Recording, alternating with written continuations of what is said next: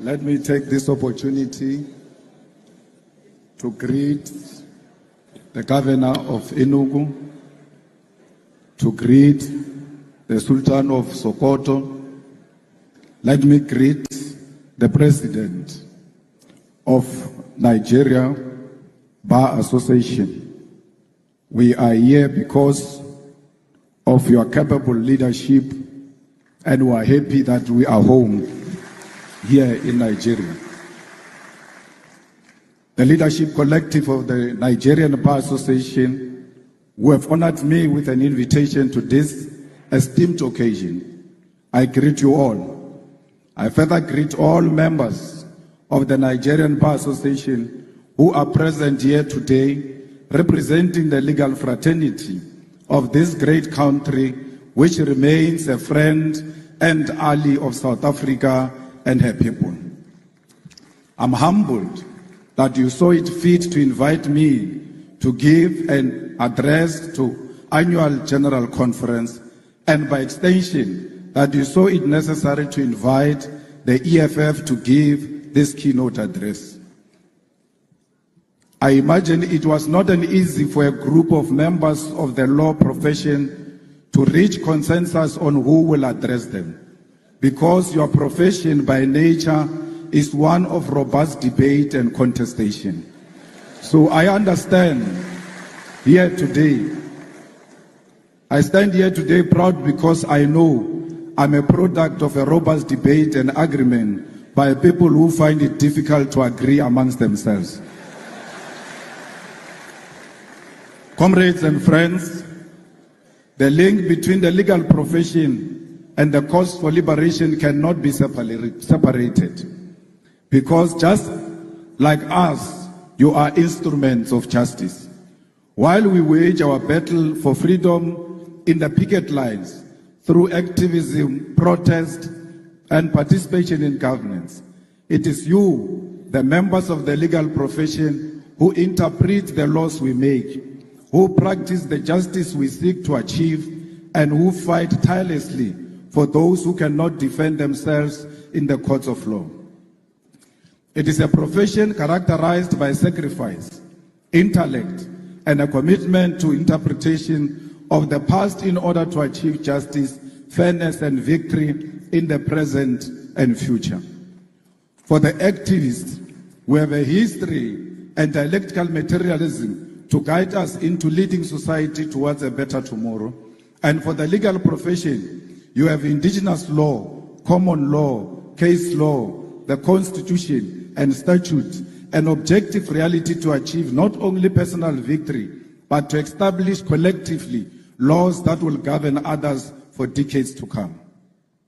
Our duty, however, and primary responsibility is not to maintain laws simply because they exist as they are today. Our duty is not to be instruments of injustice and neocolonialism.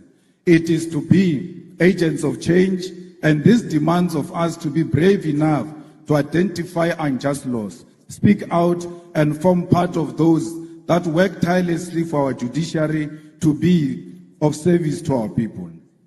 I say this not to encourage anarchy or lawlessness, but to draw us back to the difficult truth and reality that at times the laws has been used as a weapon of oppression. It has taken lawyers and activists to walk side by side, hand in hand, to stand up against laws that perpetuate the undermining of the dignity of the people. And we must all be alive to this history and this possibility today. This becomes even more important for us as Africans because for centuries, our very existence has been unlawful in the eyes of the oppressor. Our indigenous laws have been treated as inferior to Roman Dutch law or English law. To be an African has meant that for generations we are not worthy of the laws and the rights that make us human beings. And for that reason, it was legal to abuse us, to enslave us, to steal our mineral wealth and oil, and to destroy and kill our heritage, history, and even our lives. The legal profession you belong to, the political system we belong to, the judiciary and parliaments were created without us in mind. They were crafted at our exclusion and built to sustain our suffering. We now sit in the corridors which were built to break the back and the soul of African people.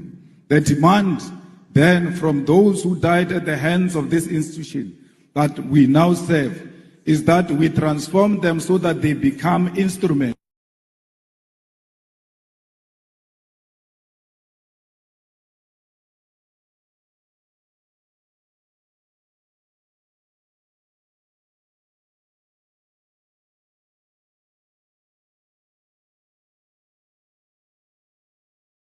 of the people. The demand then from those who died at the hands of this institute to maintain the status quo. But we are here to make our profession serve the African child. I wish to remind you that it was once legal to come to the shores of our great continent and kidnap Africans and enslave us in foreign lands. It was once legal to rape African women and children because they did not have the right to dignity of their European oppressors. It was once legal to take our land and our minerals because, according to the law of the white man, we were not civilized enough to control our own land and our own wealth. In South Africa, our freedom, our oppression, our resistance all had law at the center of it. Under apartheid, it was legal to restrict the movement of Africans to labor reserves called townships and to teach us inferior education so that we could only be servants of white masters. All of those problems were legal, and it took brave men and women to say that if the oppression of Africans is lawful, then such a law is unjust and must be opposed. Today,